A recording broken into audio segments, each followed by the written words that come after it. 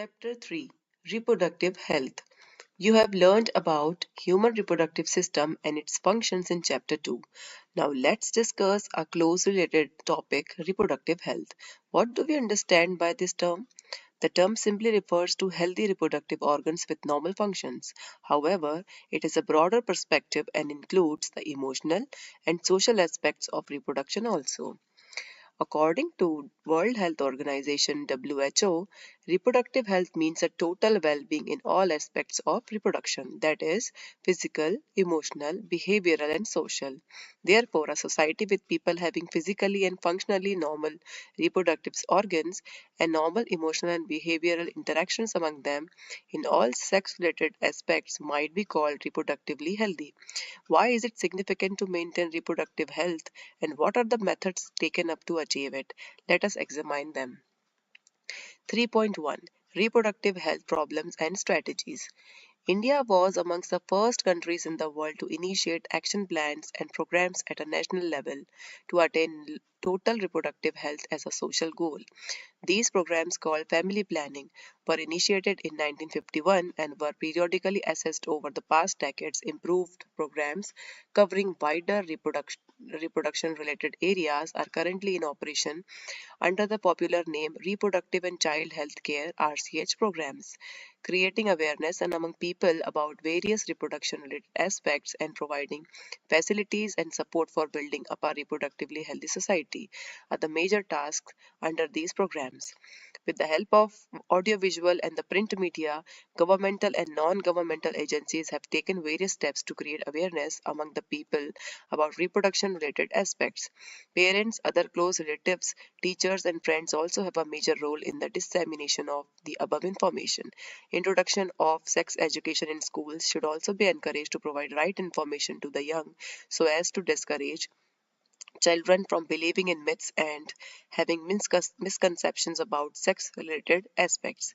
Proper information about reproductive organs, adolescence and related changes, safe and hygienic sexual practices, sexual transmitted diseases, AIDS, etc., would help people, especially those in the adolescent stage group, to lead a reproductively healthy life. Educating people, especially fertile couples and those in marriageable age group, about available birth control options, care for pregnant mother, postnatal care of the mother and child, importance of breastfeeding, equal opportunities for the male and the female child, etc., would address the importance of bringing up socially conscious, healthy families of desired size. Awareness of problems due to uncontrolled population growth, social evils like sex abuse and sex related crimes, etc., need to be created and enable people to think and take up necessary steps to prevent them and thereby build up a socially responsible and healthy society. Successful implementation of various action plans to attain reproductive health requires strong infrastructural facilities, professional expertise, and material support. These are essential to provide medical assistance and care to people in reproduction related problems like pregnancy, delivery, STDs, abortions, contraception, menstrual problem, infertility, etc. Implementation of better techniques and new strategies from time to time are also required to provide more efficient care and assistance to people. Statutory ban on amniocentesis for sex determination to legally check increasing menace of female feticides, massive child immunization, etc., are some programs that merit mention in this connection. In amniocentesis, some of the amniotic fluid of the developing fetus is taken to analyze the fetal cells and dissolved substances. This procedure is used to test for the presence of certain genetic disorders such as Down syndrome, hemophilia, sickle cell anemia, etc., determine the survivability of the fetus. Research on various reproduction related areas are encouraged and supported by governmental and non-governmental agencies to find out new methods or to improve upon the existing ones. Do you know that Saheli, a new oral contraceptive for the female, was developed by scientists at Central Drug Research Institute CDRI in Lucknow, India? Better awareness about sex related matters increased number of medically assisted deliveries and better postnatal care leading to decreased maternal and infant mortality rates, increased number of couples with small families, better detection and cure of STDs, and overall increased medical facilities for all sex related problems, etc. All indicate improved reproductive health of the society. 3.2 Population stabilization and birth control. In the last century, an all round development in various fields significantly improved the quality of life of the people. However, increased health facilities along with better living conditions had an explosive impact on the growth of population.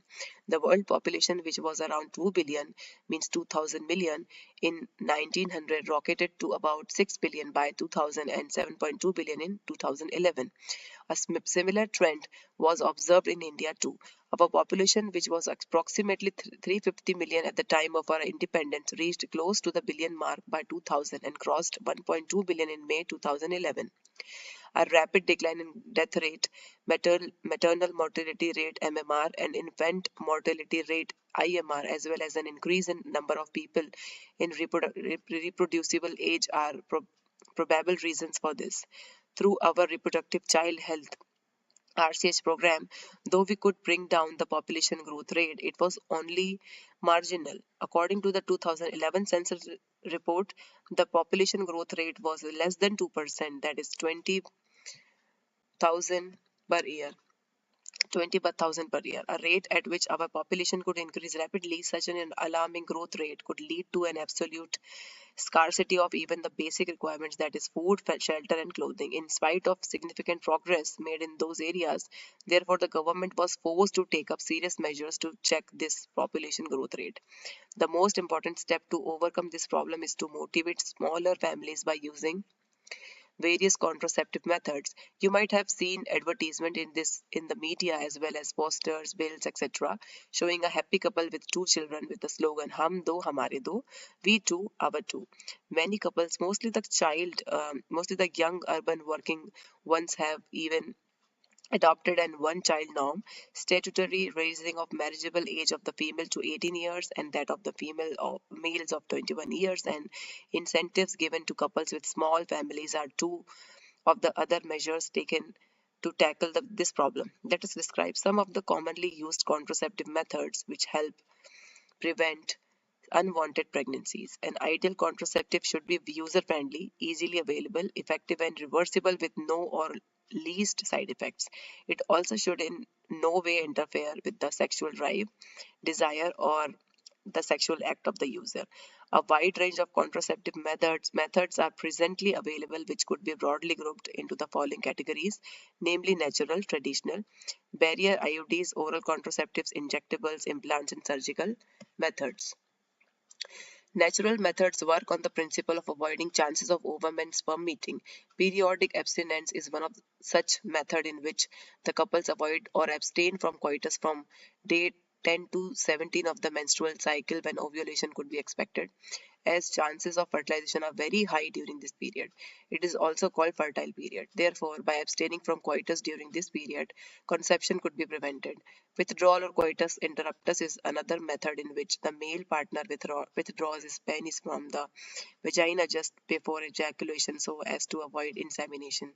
Lactation Lactational amenorrhea, absence of menstruation method, is based on the fact that ovulation and therefore the cycle do not occur during the period of intense lactation following parturition. Therefore, as long as the mother breastfeeds the child fully, chances of conception are almost nil. However, this method has been reported to be effective only up to a maximum period of 6 months following parturition. As no medicines or devices are used in these methods, side effects are almost nil. Chances of failure, though, of this method are also very high. In barrier methods, ovum and sperms are prevented from physically meeting with the help of barriers. Such as methods are available for both males and females condoms. Figure 3.1a and b are barriers made of thin rubber latex sheet that are used to cover the penis and in the male or vagina and cervix in the female just before coitus so that the ejaculated semen would not enter into the female reproductive tract. This can prevent conception. Nerod is a popular brand of condom for the male.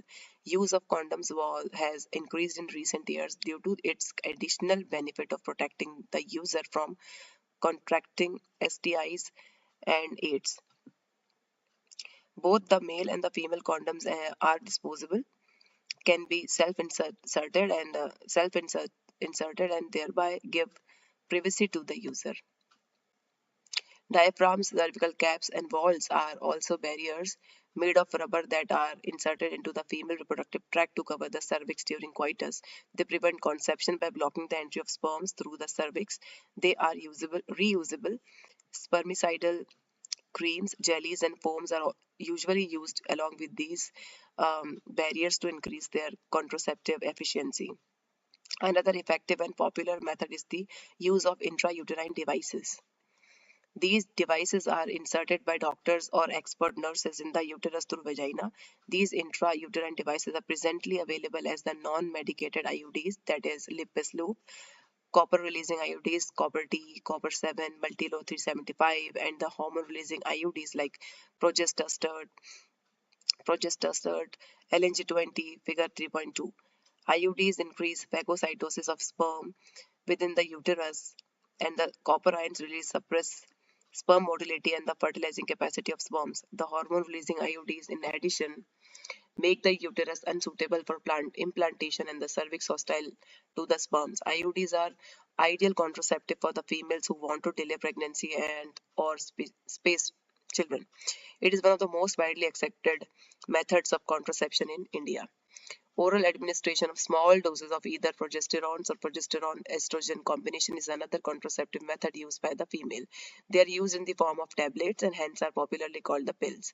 Pills have to be taken daily for a period of 21 days, starting preferably within the first 5 days of menstrual cycle. After a gap of 7 days, during which menstruation occurs, it has to be repeated in the same pattern till the female desires to prevent conception. They inhibit ovulation and implantation as well as alter the quality of cervical mucus to prevent or retard entry of sperms. Pills are very effective with lesser side effects and are very well accepted by the females. Saheli, the new oral contraceptive for the female, contains a non-steroidal preparation. It is a once a week pill with very few side effects and high contraceptive value. Progestogens alone or in combination with estrogen can also be used by females as injections or implants under the skin. Figure 3.3. Their mode of action is similar to that of pills and their effective periods are much longer. Administration of progestogens or progestogen estrogen combinations or IUDs within 72 hours of coitus have been found to be very effective as emergency contraceptives as they could be used to avoid possible pregnancy due to rape or casual unprotected intercourse. Surgical methods, also called sterilization, are generally advised for the male and female partner as a terminal method to prevent any more pregnancies. Surgical intervention blocks gamete transport and thereby prevent conception. Sterilization procedure in male is called vasectomy and that in the female tubectomy. In vasectomy, a small part of the vas deferens is removed or tied up through a small incision on the scrotum, figure 3.4. Whereas in tubectomy, a small part of the fallopian tube is removed, figure 3.4b, or tied up through a small incision in the abdomen or through vagina. These techniques are highly effective, but their reversibility is very poor. It needs to be emphasized that the selection of a suitable contraceptive method and its use should also be undertaken in consultation with qualified medical professionals. One must also remember that contraceptives are not regular requirements for the maintenance of reproductive health. In fact, they are practiced against a natural reproductive event, that is, conception or pregnancy. One is forced to use these methods either to prevent pregnancy or to delay or space pregnancy due to personal reasons. No doubt the widespread use of these methods have a significant role in checking and control growth of population. However, their possible ill effects like nausea, abdominal pain, breakthrough bleeding, irregular menstrual bleeding, or even breast cancer, though not very significant, should not be totally ignored.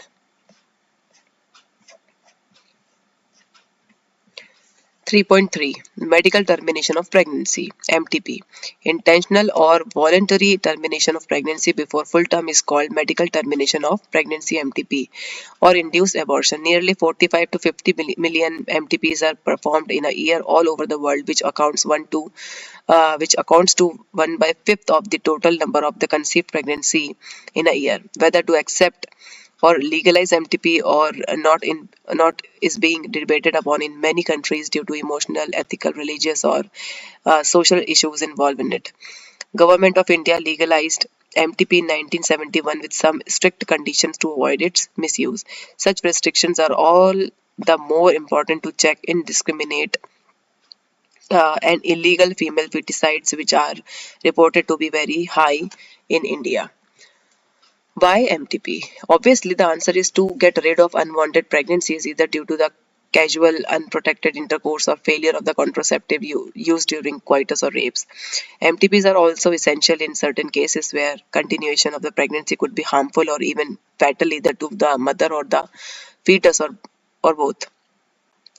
MTPs are considered relatively safe during the first trimester, that is up to 12 weeks of pregnancy. Second trimester abortions are much more riskier. One disturbing trend observed is that a majority of MTPs are performed illegally but by unqualified quacks, which are not only unsafe but could be fatal too. Another dangerous trend is the misuse of amniocentesis to determine the sex of the unborn child. Frequently, if the fetus is found to be female, it is followed by MTP. This is totally against what is legal. Such practices should be avoided because these are dangerous both for the young mother and the fetus.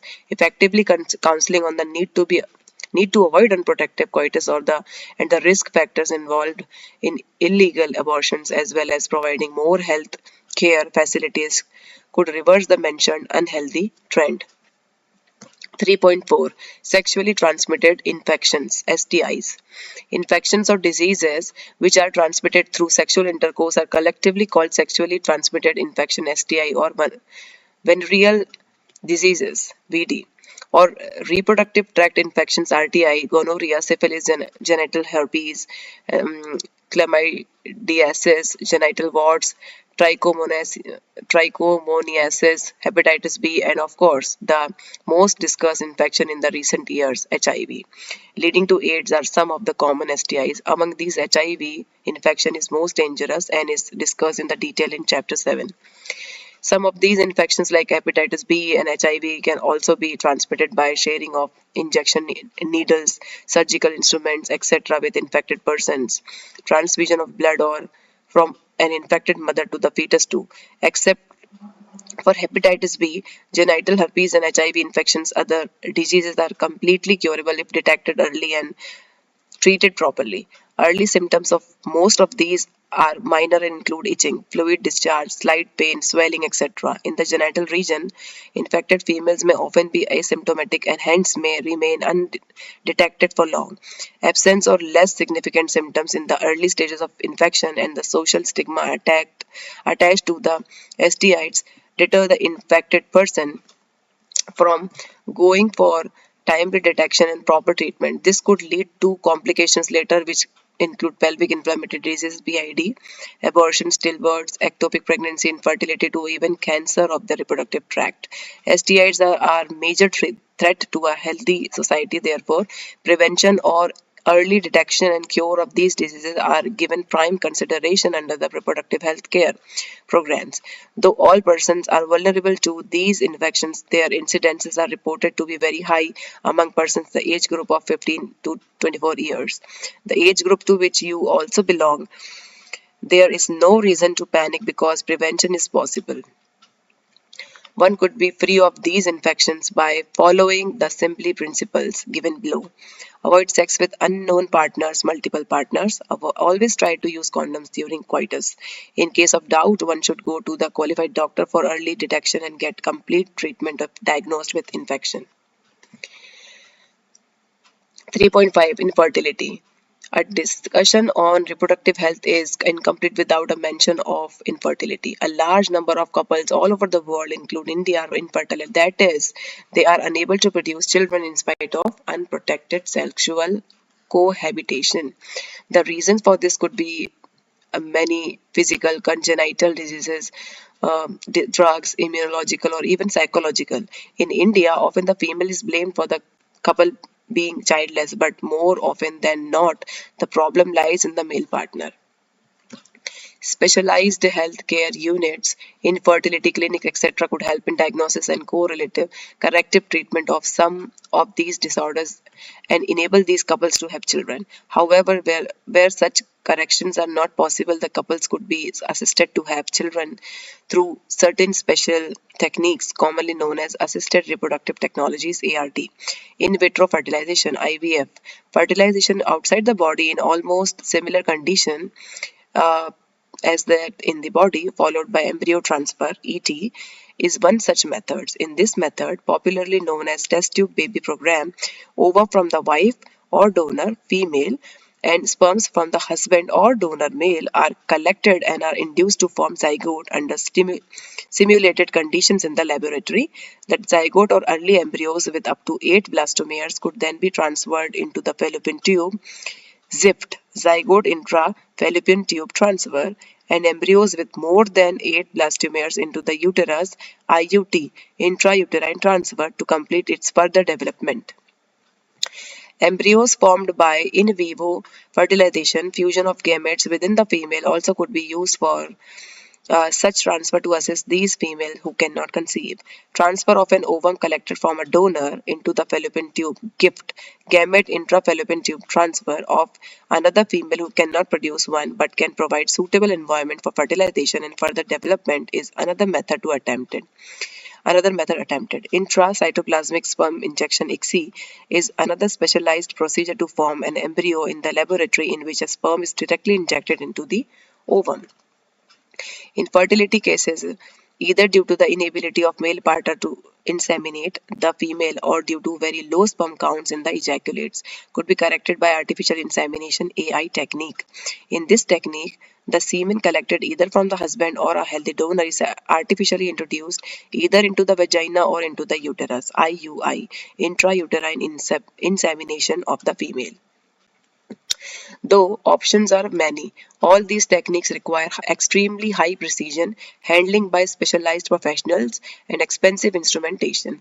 Therefore, these facilities are presently available only in very few centers in the country. Obviously, their benefits is affordable to only a limited number of people. Emotional, religious, and social factors are also deterrents in the adoption of these methods. Since the ultimate aim of all these procedures is to have children in India, we have so many orphaned and destitute children who would probably not survive till maturity. Unless taken care of, our laws permit legal adoption, and it is as yet one of the best methods for couples looking for parenthood. Summary: reproductive health refers to a total well-being in all aspects of reproduction, that is physical, emotional, behavioral, and social. Our nation was the first nation in the world to initiate various action plans at national level towards attaining a reproductive health society. Counseling and creating awareness among people about reproductive organs, adolescence and associated changes, safe and hygienic sexual practices, sexually transmitted infections, STIs, including AIDS, etc., is the primary step towards reproductive health. Providing medical facilities and care to the problems like menstrual irregularities, pregnancy-related aspects, delivery, medical termination of pregnancy, STIs, birth control, infertility, postnatal child and maternal management is another important aspects of the reproductive and child health care programs. An overall improvement in reproductive health has taken place in our country as indicated by reduced maternal and infant mortality rates, early detection and cure of STIs, assistance to infertile couples, etc., improved health facilities and better living conditions promoted an explosive growth of population. Such a growth necessitated intense propagation of contraceptive methods. Various contraceptive options are available now, such as natural, traditional, barrier, IUDs, pills, injectables, implants, and surgical methods. Though contraceptives are not regular requirements for reproductive health, one is forced to use them to avoid pregnancy or to delay or space pregnancy. Medical termination of pregnancy is legalized in our country. MTP is generally performed to get rid of unwanted pregnancy due to rapes, casual relationships, etc. As also in cases when the continuation of pregnancy could be harmful or even fatal to either the mother or the fetus or both. Infections or diseases transmitted through sexual intercourses are called sexually transmitted diseases, STIs. Pelvic inflammatory diseases, PID, stillbirth, infertility are some of the complications of them. Early detection facilitate better cure for these diseases. Avoiding sexual intercourse with unknown multiple partners, use of condoms during coitus are some of the simple precautions to avoid contracting STIs. Inability to conceive or produce children even after 2 years of unprotected sexual cohabitation is called infertility. Various methods are now available to help such couples. In vitro fertilization, followed by transfer of embryo into the female genital tract, is one such method and is commonly known as the test tube baby program.